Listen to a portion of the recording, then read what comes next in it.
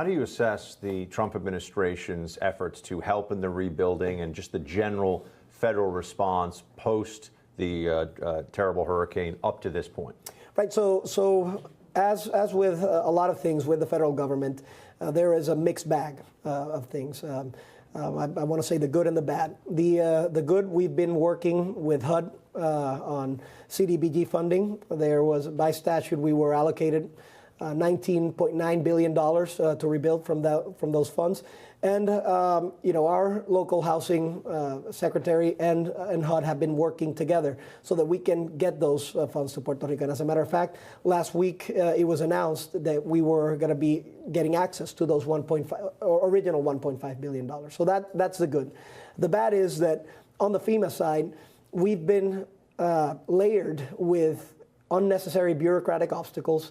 We haven't gotten a lot of response for why that is, and it has slowed down the recovery process. So again, in the case of every state, just to so our viewers can understand, in the case of every state, the state is the one that gives the money out. In the case of Puerto Rico, it's FEMA. What has been the outcome of that? Well, if you compare other disasters, take Katrina, for example. By this time, 16 months after the storm in Katrina, there were 9,500 projects that were enabled. In Puerto Rico, there's only 44. So it's a massive order of magnitude difference, and our petition is, of course, that this gets moving faster, that we get equal treatment as other jurisdictions, and the people of Puerto Rico can rebuild. There's other concerning notes, right? There was, sources that said that the White House was thinking about using recovery funding to build the wall.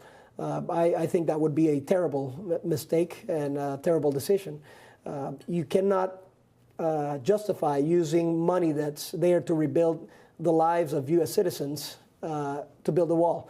And I have asked the president to show clarity on this position, and it is my expectation that we hope that the president won't go in that direction. But if they do, we've been studying the process, the legality of it, and we're going to give the fight because these resources are for the people of Puerto Rico.